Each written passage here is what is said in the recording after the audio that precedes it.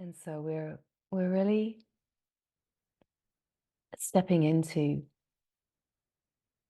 what it is to live a meaningful life, a life that is meaningful.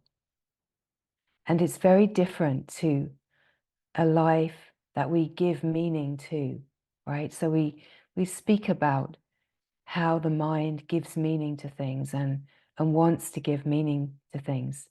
It actually even relates to what we just spoke of about that kind of habit for emoji reaction. We give meaning, we want to give meaning. And on that level, life doesn't actually have any meaning.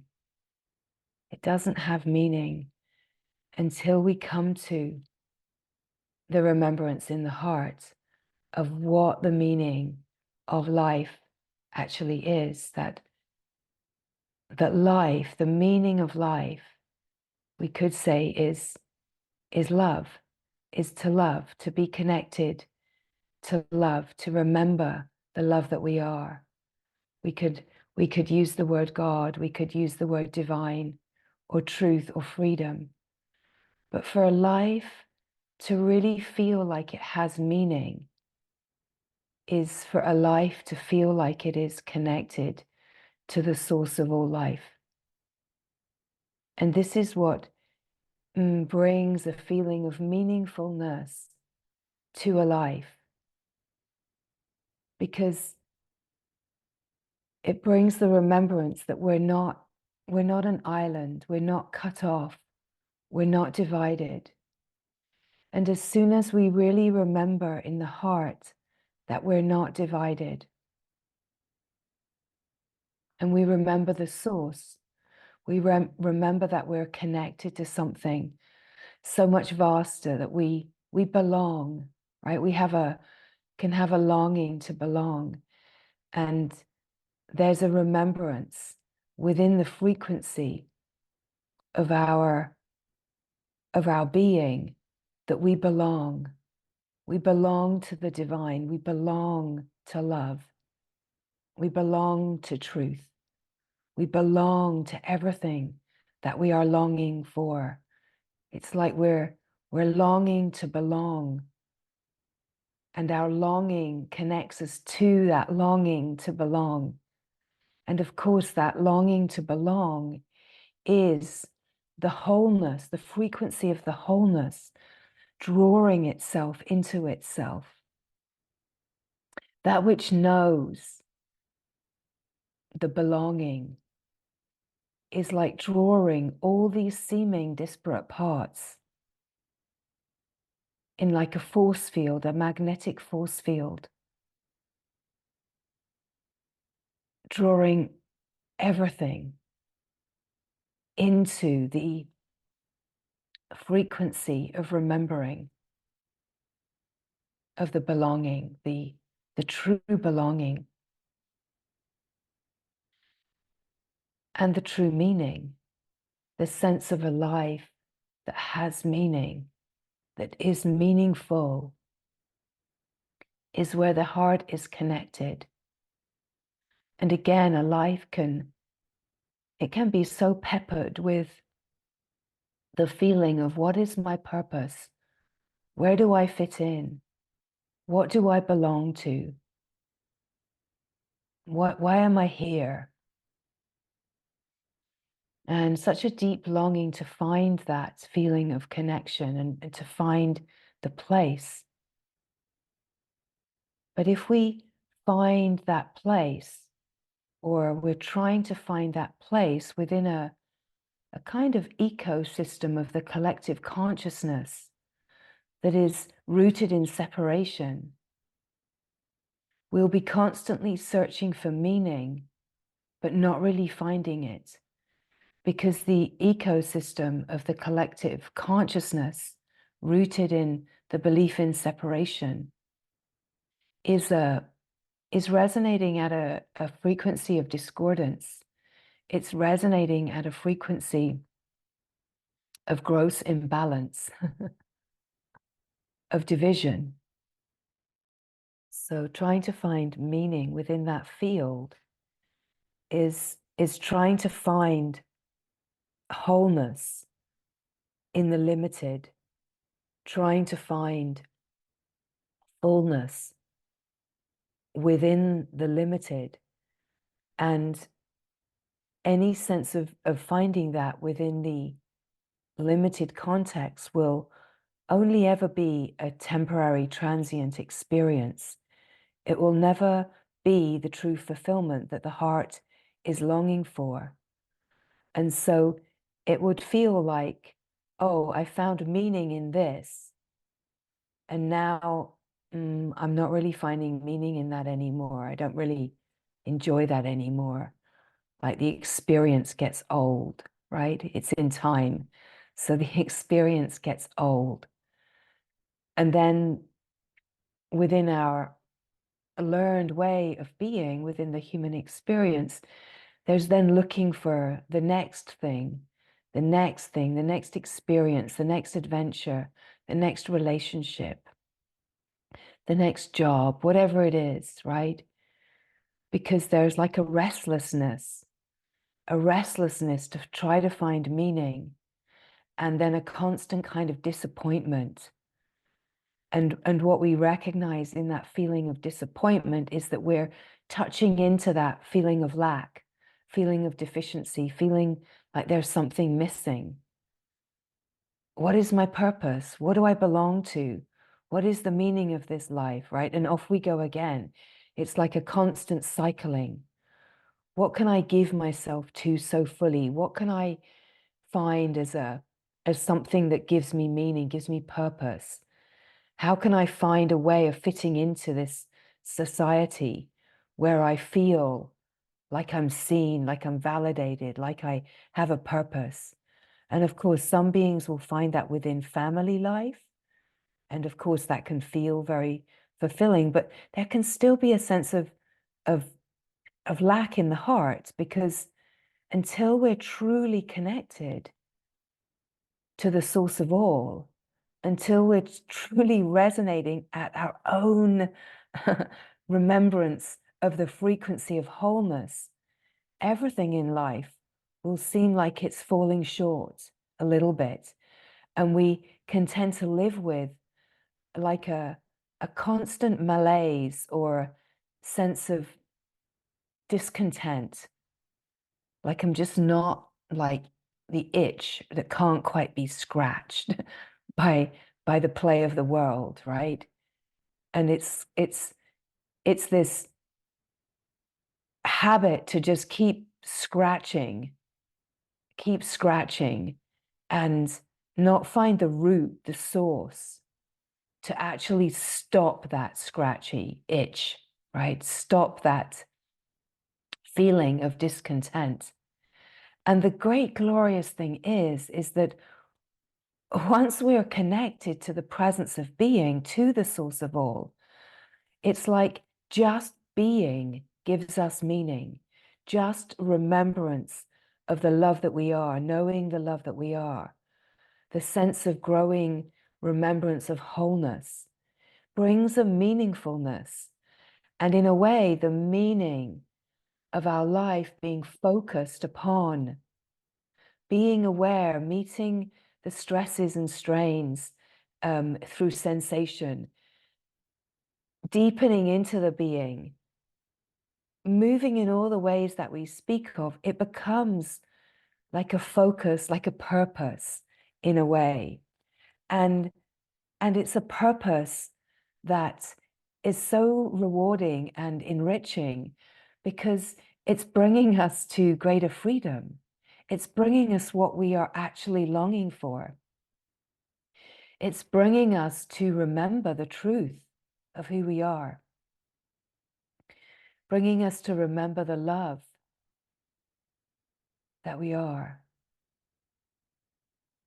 And as that rebalancing happens and we're remembering the truth of who we are, the love that we are, and the connection to the divine, it's like we stop needing to be scratching and trying to remove that feeling of discontent through the worldly experience. And we actually start to find so much more delight and awe and wonder in the things that we do have in the life. We start to find such wonder in the most simple happenings of life. Making food, nourishing the temple of the physical body, connecting with loved ones, just feeling that resonance of connection and just feeling such an appreciation and the beauty of meeting in a place that is without desire, without need, in the love that just loves, right? Everything starts to feel more meaningful when we are connected. We could say when we are in a certain kind of pure devotion to this unfolding, to our own unfolding.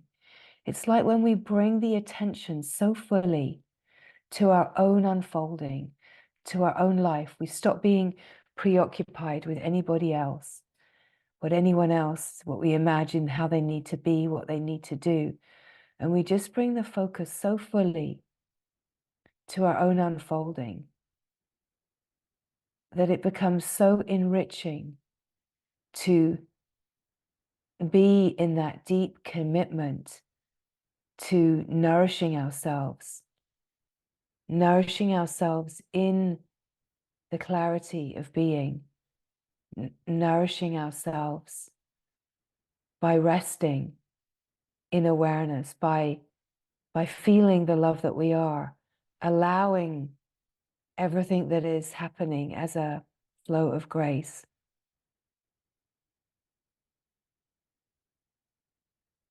And so in the stillness here now, in the silence here now, it's like this is where meaning is, the meaning of life.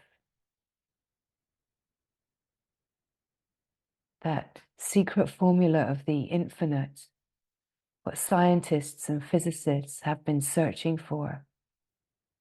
Imagine how profound that we find the answer to that perennial question in the heart, in the wisdom of the heart, that we discover that, wow, this is the meaning of life.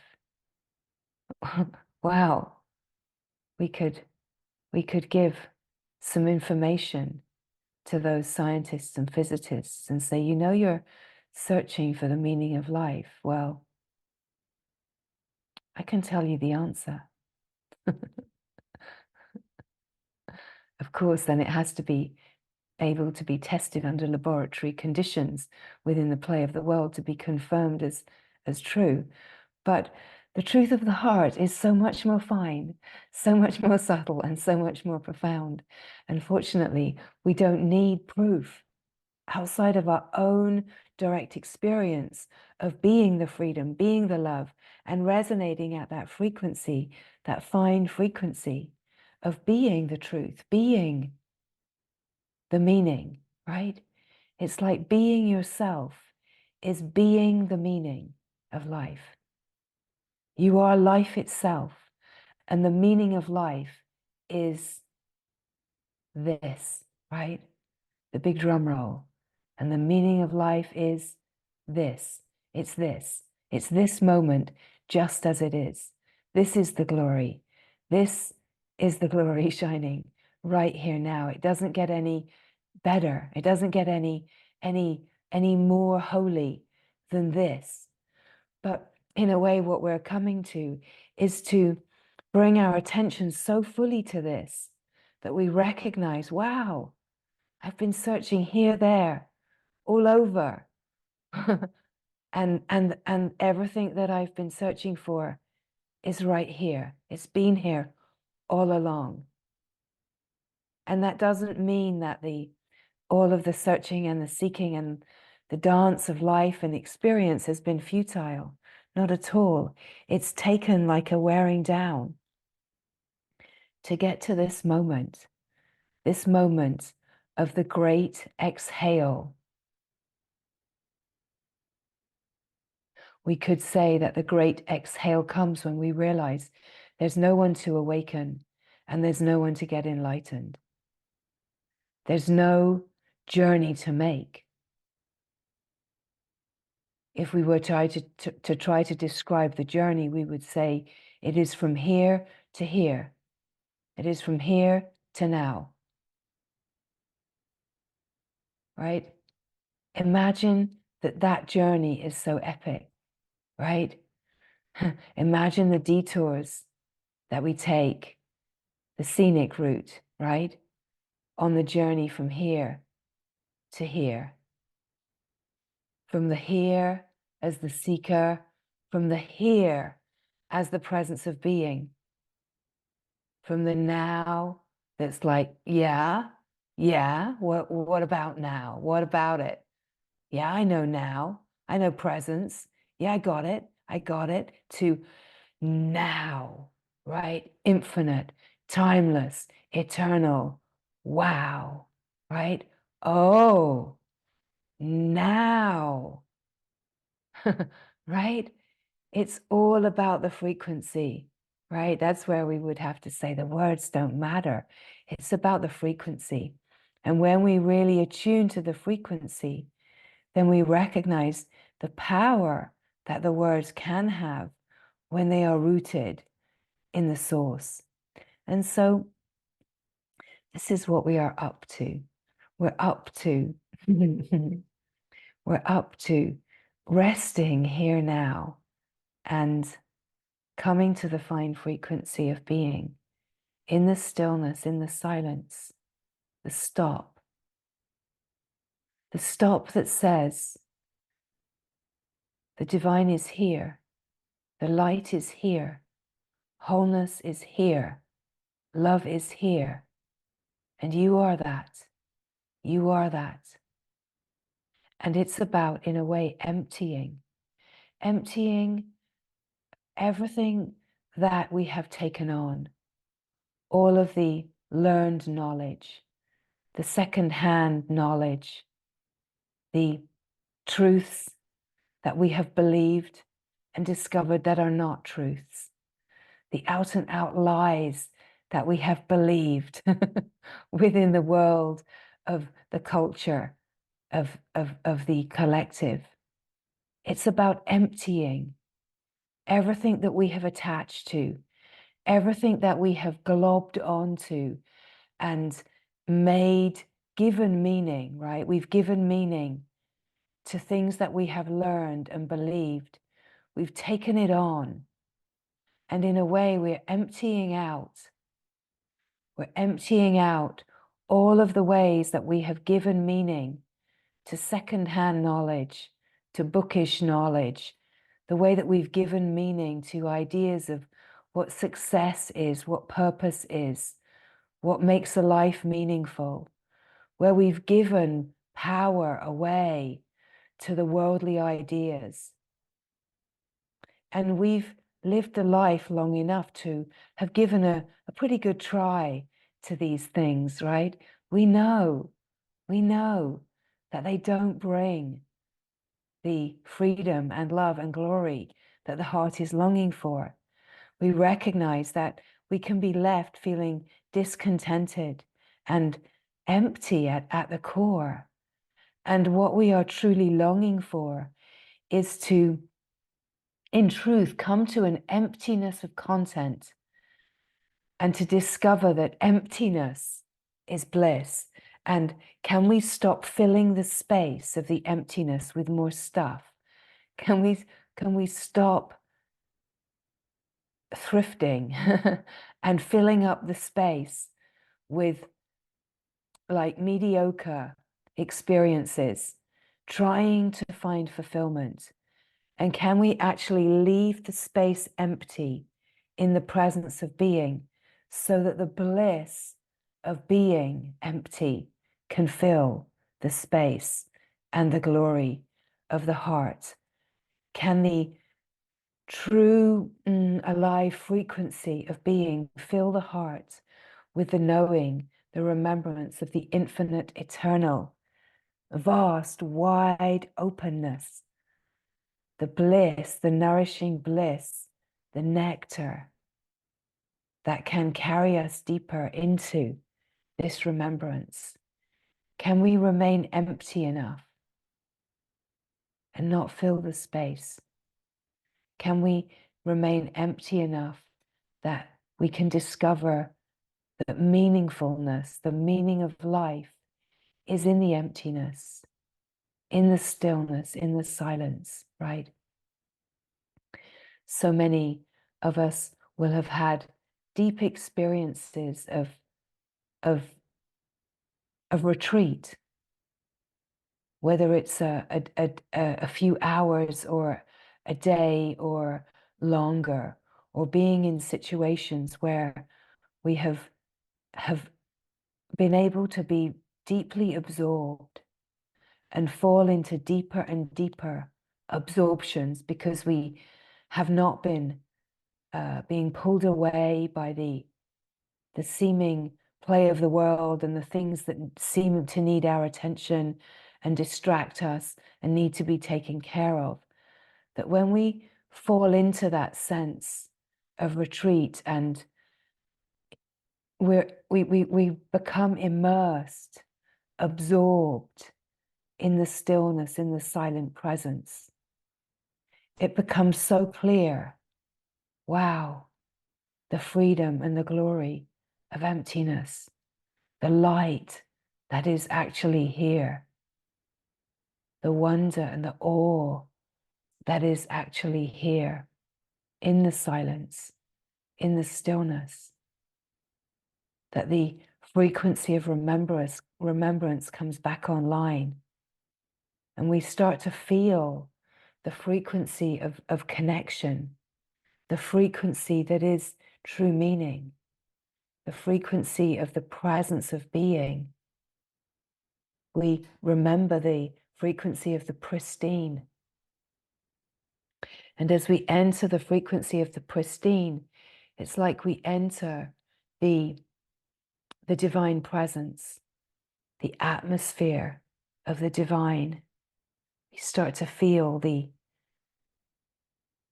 bhav. We start to feel the bhav, like the spiritual atmosphere. You start to feel like a swooning, a falling. You're falling in love. You're falling into yourself. You're falling into this sense of expansion and openness.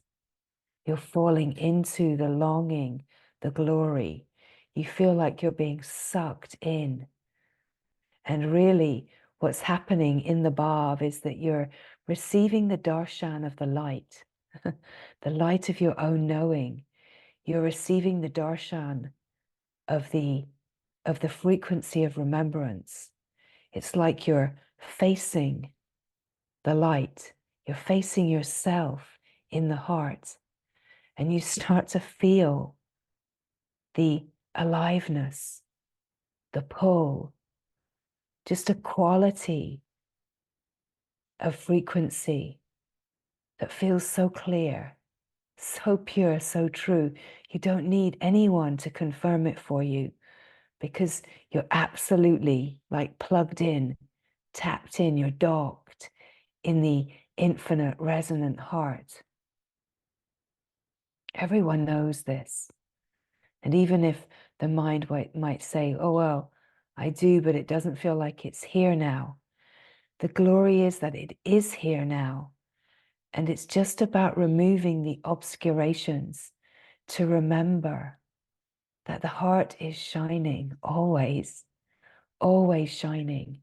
And it's about, in the stillness, in the silence, coming to the remembrance of that divine presence, the vigraha, the sense of home, right? This sense of belonging, the sense of meaning is the divine presence, the sense of the source, the essence, the frequency of holiness, right? Of wholeness. And it's coming to this presence in the heart. Just feels so incredibly nourishing. right? Feels so incredibly nourishing to remember. And it is a remembrance, right? It's we're not discovering something new. We're not having a new experience. We're falling into remembrance. And when we fall into remembrance, the glory of remembrance is that it feels so familiar. It feels like home. It feels like yourself. It feels like comfort, right? It feels like a fulfillment. It feels like, yes, this, yes, please, yes, this, right? It's allowing the falling in love with love itself, the falling in love with yourself, falling in love with being the love, and not falling in love with experiences that are transient and temporary and lead to disappointment. It's okay, of course. Temporary transient experiences are part of the human experience. They will come and they will go. But when we know the meaning of life in the heart, we're not dependent upon them to give us fullness. In a way, we can enjoy the temporary transient dance of life so much more when we're not afraid of losing and we're not convinced that there's something wrong with me and that something is wrong with the world and that something wrong or bad is going to happen just around the corner, like an impending sense of doom, an impending sense of something bad is going to happen, because there's a deep belief within the collective culture that the divine is a punishing divine, that we are sinners and we are going to be punished, right? And the collective lives in a kind of frequency of believing that we will be punished. Like too much goodness, too much shiny, too much good experience, too much pleasure, you know, the disappointment's going to come. And on the level of cause and effect, it will. And yet, it's not reality. Reality is finding the causeless cause, the cause of it all. And of course, we come back to the great glorious drum roll, that the cause of it all is this, right? It's this. It's this moment, this presence, this divine presence. That there is no cause and meaning beyond this. That the mind gives meaning and then it gets wrapped up in constantly trying to make meaning of life, make life mean. Make life mean that I'm okay, please. Make life mean that I'm good. Make life mean that I'm seen. Make life mean that I'm successful. Make life mean that I'm proving myself, right? Make life mean something, please. Please make life mean that I'm okay, right? But what if we're not in a constant striving to make life mean something on that level, and we're not in the jamboree of the collective consciousness, scrambling around, trying to get to the top? Get to the top of what, right? It's like this constant striving to find some kind of achievement, reach the goal. Have we noticed yet that the goalposts keep changing, and that we can be just pulled into this whole kind of consumer tribal mentality where we fail to see that who's moving the goalposts, right? Who is it? Who's moving the goalposts that tell us that now we need more? Now you need this. Now you need this. You thought you were there, but no, no, no. You have to keep up with the Joneses. Now you need this, right? Who's moving the goalposts, right? Big, big companies, the power of big companies, marketing campaigns, right? It's, it's, it's like a constant. It's like being sucked down a drain and then deeper down the drain and just being trapped, being sucked in by the idea. Now you need more, you need more. You're still lacking, you're still lacking, you're still lacking. It becomes like watching the greatest comedy when you just stop being sucked in and you just watch.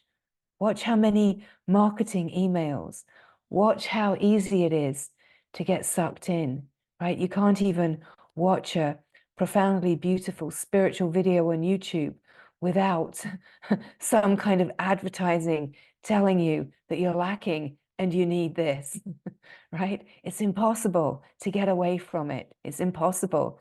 So let it be funny. Let it be funny. Let it be like, wow, wow. Feel the frequency of desperation. Feel free from that desperation. Feel free from that frequency of being embroiled in the desperation to keep up, right?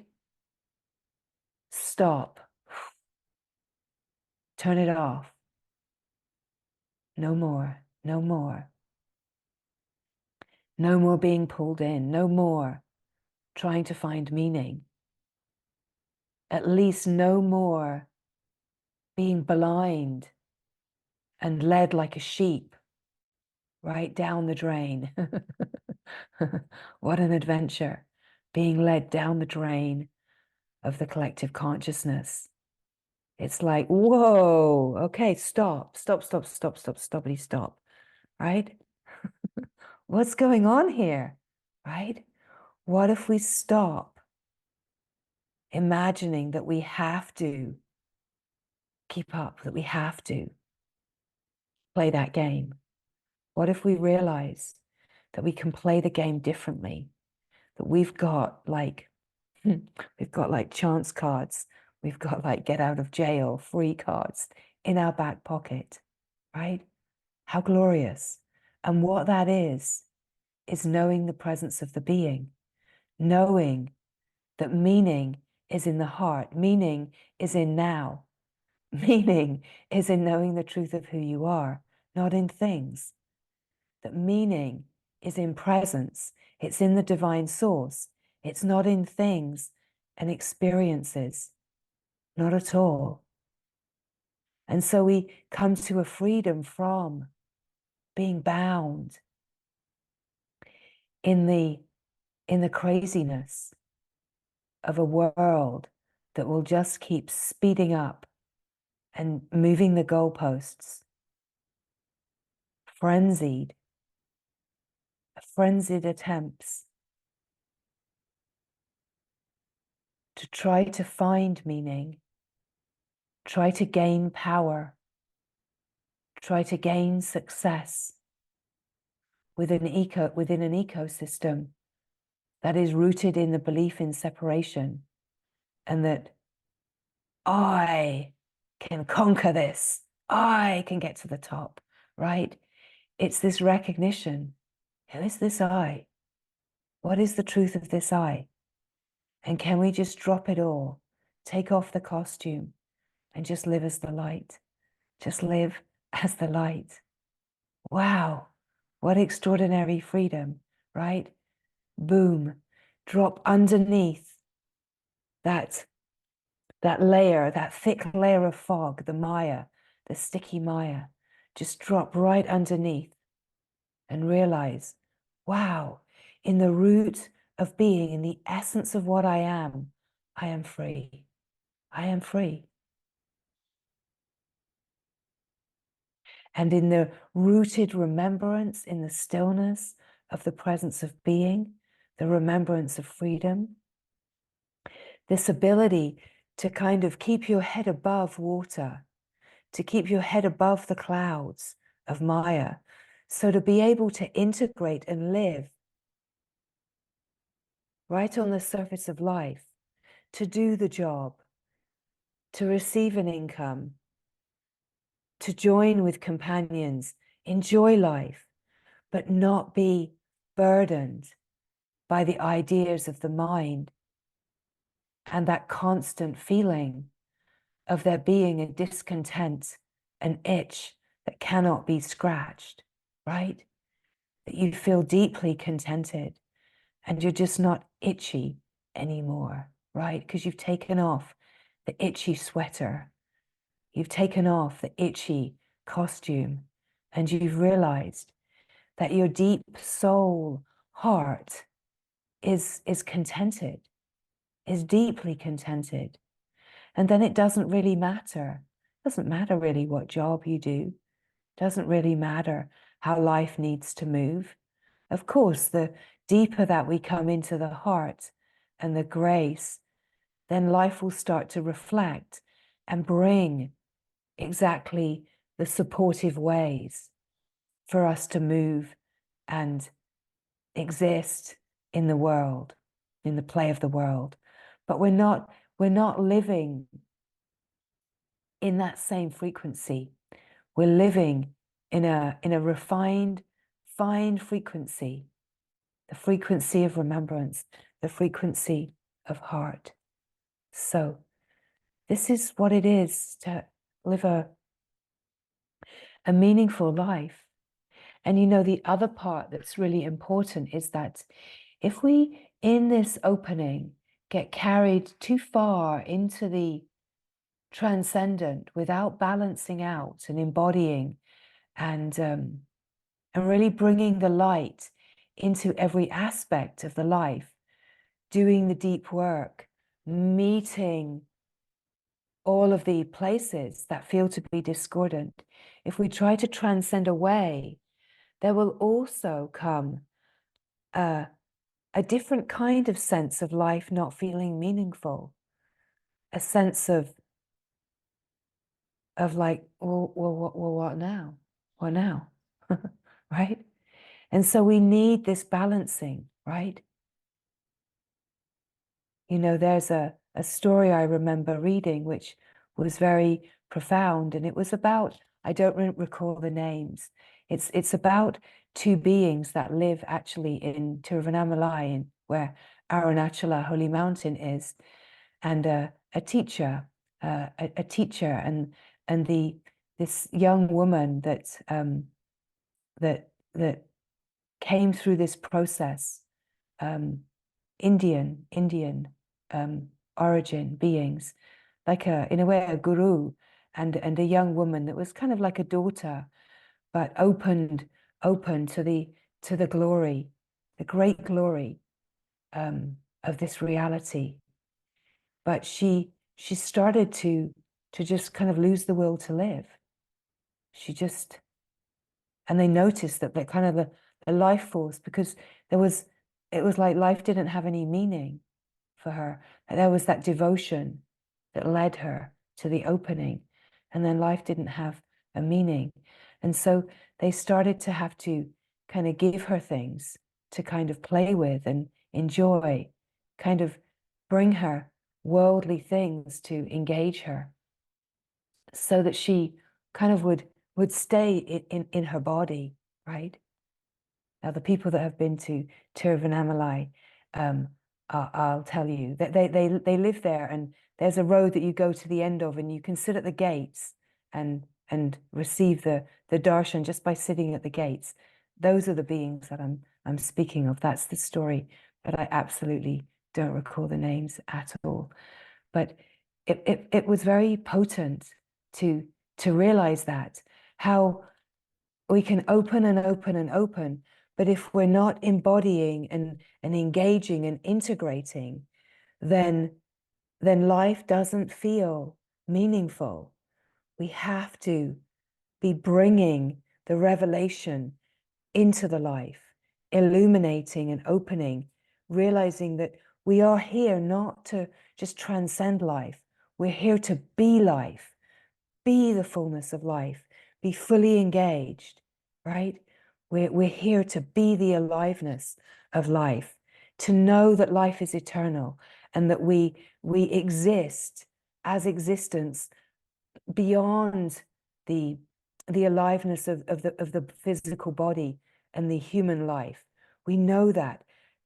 But what that means is that we can live this life in a certain freedom, in a sense of freedom from the ideas that we are bound and that there's something wrong with us. We can actually live kind of fearlessly, fully engaged, right? And of course, Jesus was a great mystic example of this, like living fully engaged, just moving, you know, like he knew the glory of God, but he moved like fully engaged in life. And so our lives are to be fully engaged. We're actually allowed to enjoy life. We're actually allowed to like have fun and enjoy and feel the vitality and the inspiration and the creativity of being life. Like how wondrous to be living life and to allow the laws of nature to be free and to live like feeling that life is meaningful and engaged and creative and inspired, that we're using our unique gifts, we could say. Because we all have gifts, right? Now, sometimes I'm kind of right on the edge of things that can sound a little cheesy, right? I'm right on the edge, right? You know, everyone has a unique gift. We all have unique gifts. So let's be very aware that we're right on the cheesy edge. But the truth is that to be living life as life itself, knowing the being, knowing the glory, shining the radiance in the heart, the laws of nature, we're wired with a very unique configuration. And what our gifts are, let's say, are the fruits of our flowering, right? That as we flower,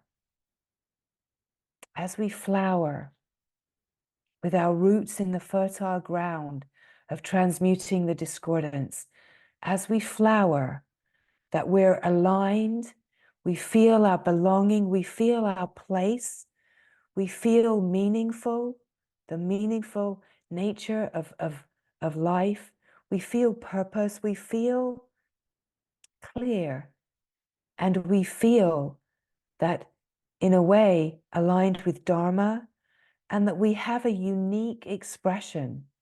And these gifts are this unique divine expression, right? Right. So, you know, that the edge of the cheesy is that edge where the you know, we hear this spoken a lot, and of course in essence it's true, but we don't ever want to get lost in this idea of a me that has gifts.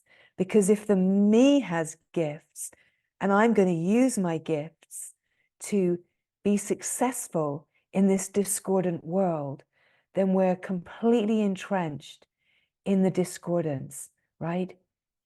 It's a fine edge. It's a very fine edge. Essentially, we don't want to have any kind of specialness attached to an expression, because the gifts don't belong to anyone.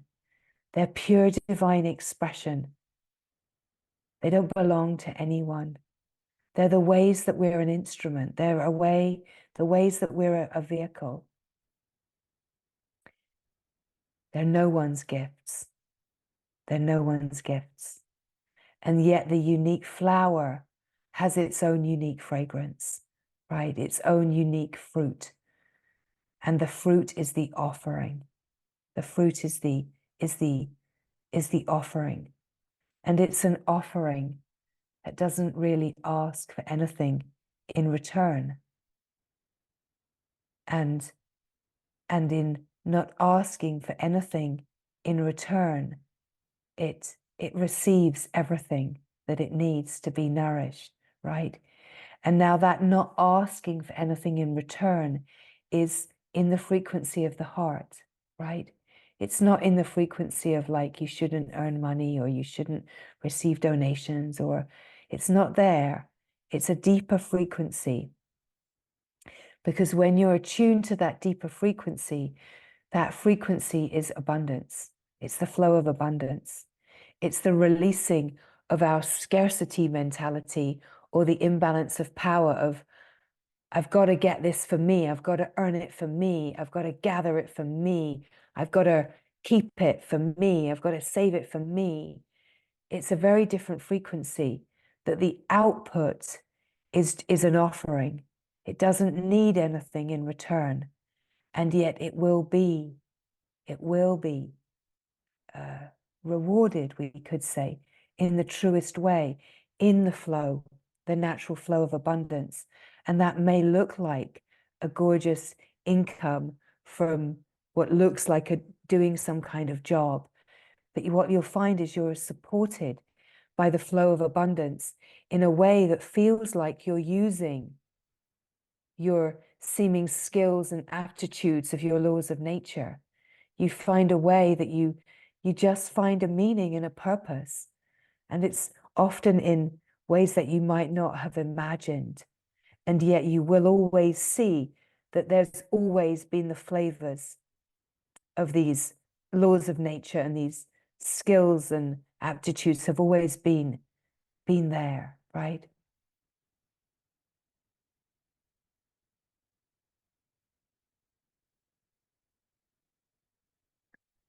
So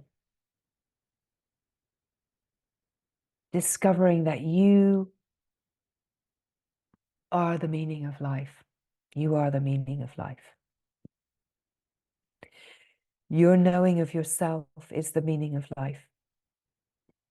Your knowing of yourself is the meaning of life. Mm.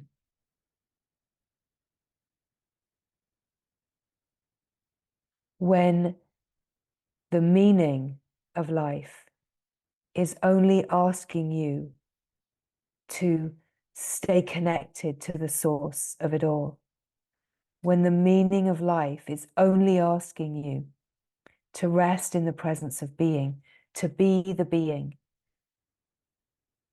and that you don't need to be a doer doing anything else but being the being, then life itself is simple. It is simplicity itself. It's a simplicity that's all about being and not about doing, not about trying to fix or change. It's about being and coming to this alignment, attunement with the fine frequency of being in the silence, in the stillness, realizing this is where meaning is. Meaning is rooted. And when we dock in the source, we are connected to the incredible flow and vitality of life. We're connected to the incredible flow and creativity, the creative intelligence of life. And in that, we're connected to the most profound flow of inspiration. The infinite field of possibilities is this feeling of infinite inspiration, awe and wonder, right? And we are also connected to the infinite flow of abundance, that there is no lack, there's wholeness, there's no scarcity, there's enough for all, there's total abundance here, right? Now, of course, here we come into the remembrance of this and we feel this frequency. And as we dock here in this deep heart, we then are connected to the meaning, the source, the essence within the heart, the knowing of the true heart, which then allows us to meet the field of grace. And in that meet, all of the discordant frequencies that may still be acting as drivers for the life, that we may still be holding frequencies of scarcity, frequencies of fear, of feeling lack, something missing, something wrong with me. But when we're attuned in the presence of being to the meaning of life, the essence of life, we have the power and capacity here as the living presence of love, love itself, knowing we are the love, you are the love, you are the divine atmosphere, right? This divine presence. We then have the capacity to transmute in the light, in the presence of the fine frequency, all that feels to be discordant as it arises in the life. As a thread arises, we have the ability to see it, illuminate it, feel it as sensation, and allow the relaxation to happen, right? So,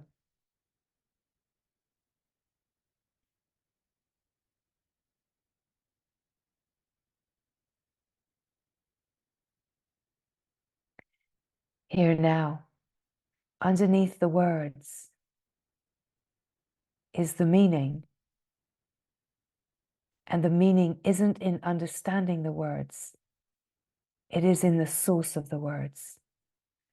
It's the transmission of light that is carried in the words, that arises and then surrenders back into itself. It arises and surrenders back into itself. It's like a breath. Inhale, exhale. It comes vibrantly alive and then disappears completely into the silence. And this is really how life is living itself. There's no past, no future. There's just now. There's just now. There's just now. And here's the meaning, here now, right?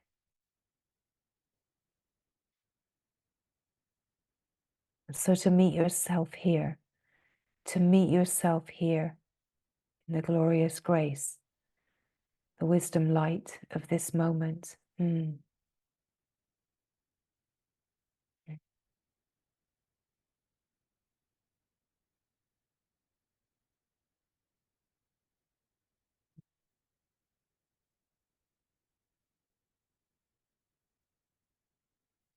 Feel the frequency of your knowing, the knowing of the being.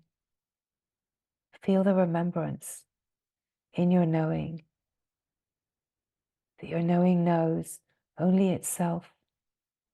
It does not know anything else. It does not know anything other than itself. It does not need to know anything else other than itself.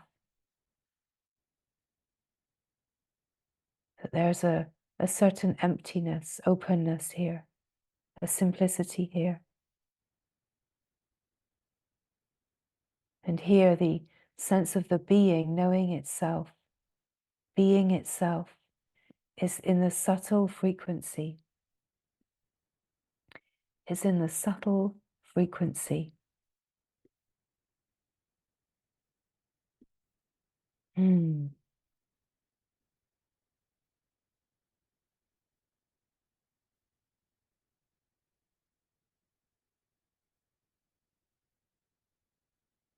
The bhav, the divine atmosphere, the sense of the true spiritual is the sense of the divine, the holiness of this moment. There's a resonance here. It's infinite and unbounded. It's eternal, timeless. It is silent, still, and free. And yet it is so alive in the dynamic flow of the knowing of itself. In the silence, in the stillness, there is a deep peace, an immovable, undisturbable peace. And in the dynamic aliveness. There is a flow. The knowing itself flows dynamically as life itself. The Shiva and the Shakti flowing as one.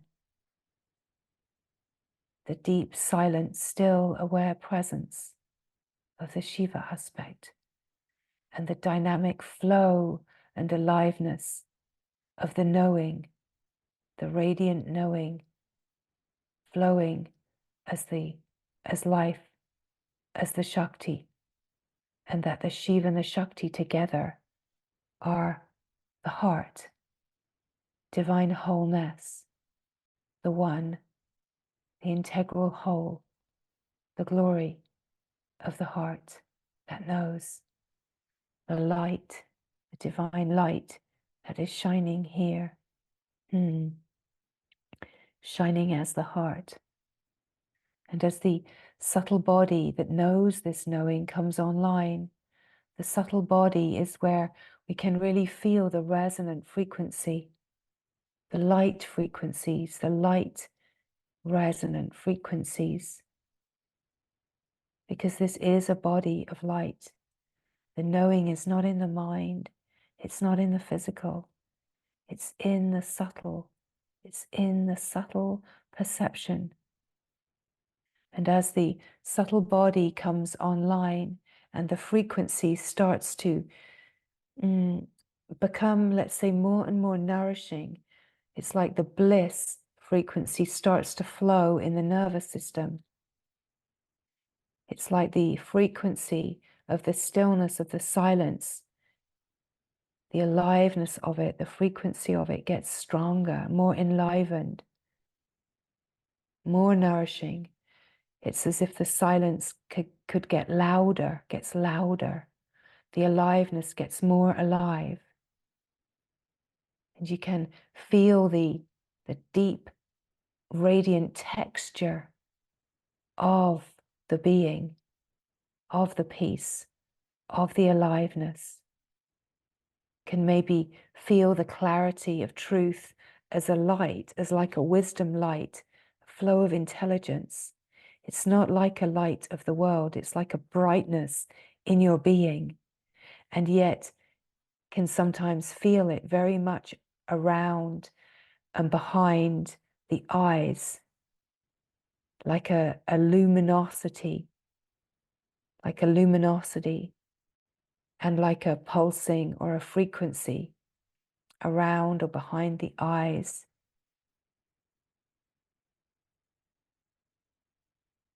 Can sometimes feel it like in the sense of hearing or listening, as if the silence has a sound.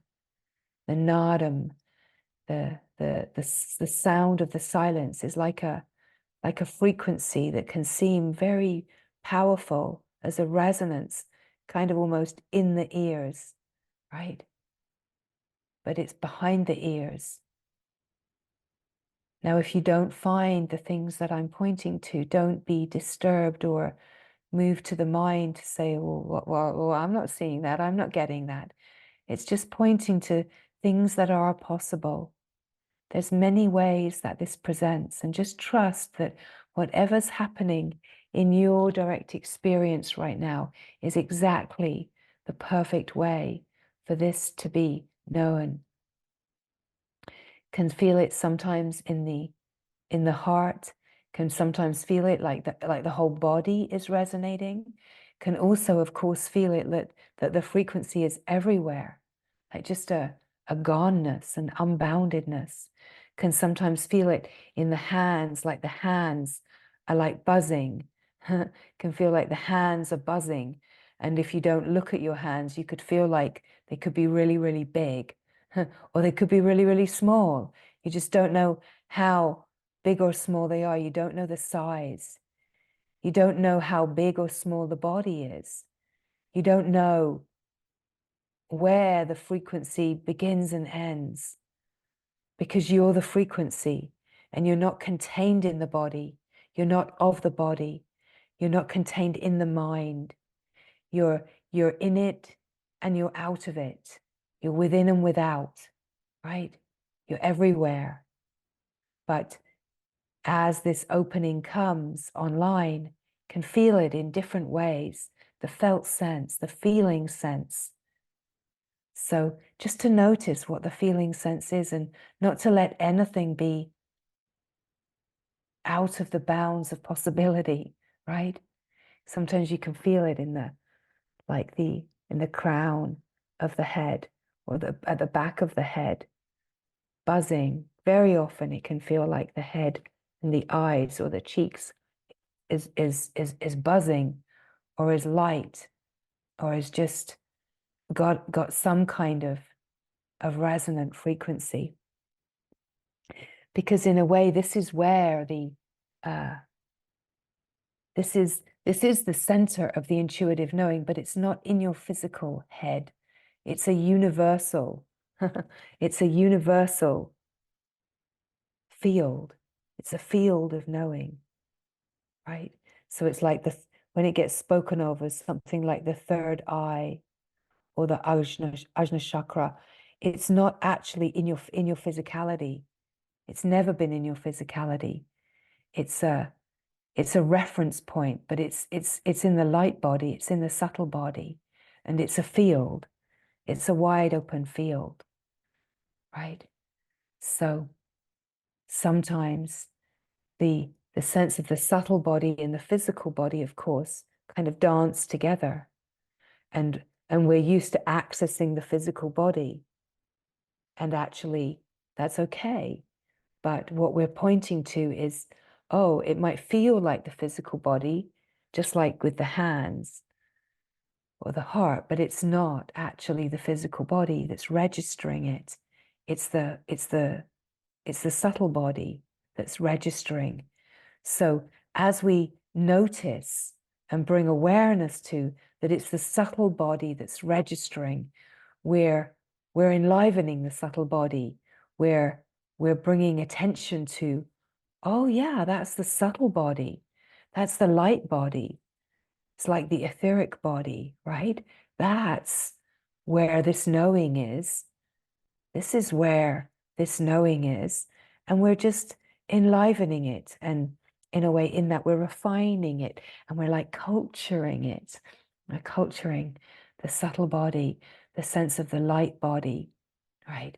And as we culture the sense of the subtle body and the light body, the frequency of that starts to also delightfully permeate the physicality as well and rejuvenate the physicality. So it's like the nectar flows everywhere. The nectar has access all areas. It has a pass to access all areas. It's not limited to any kind of realm or particular field. It's all like multi-frequency, multi-dimensional, but multi-dimensional, I would say, is more multi-frequency. It can access everything. So, because in a way, that bliss nectar is all there is, really. That resonant light, it's all there is. And we're coming to clear away the fogs, empty out the content, empty out and clear the obscurations so we can see more of what's really going on here, right? This is the beauty. So just a little attunement here, a little clearing here happening, a little attunement to the subtle body frequency, bringing joining the dots and bringing online the subtle body. Yeah. So just noticing now the felt sense of being, just being here, just whatever's here. Don't be looking for some kind of experience. Don't be a me looking for an experience. Just be in the absolute whole openness of this moment, this moment, this moment. Yep, this moment, the wholeness of it, right? You're the awareness of it. Everything is welcome here. We don't need to tidy up. We don't need to push anything away, right? The wholeness of this moment is everything is welcome. Everything is welcome. No defense.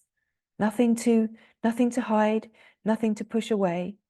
Just to be here in the fullness of the presence of being, the openness of heart, the odd thought here and there, little bit of body sensation, little bit of sense of the physicality, little bit of an attunement to the sense of the subtle body, the light body. All of it's here. All of it's here simultaneously. And everything is welcome. It's all made of the same substance, the same essence. Everything is here. And when everything is allowed to be here, just notice how it brings a sense of wholeness, like that contentedness, right? Meaning, meaningfulness. This moment is meaningful, right? Everything is here, connected to the heart of being. Everything is allowed to be here. Nothing to change, nothing to fix. The knowing of the truth of the heart. Yeah, just resting here, just resting here, just resting here in the beauty.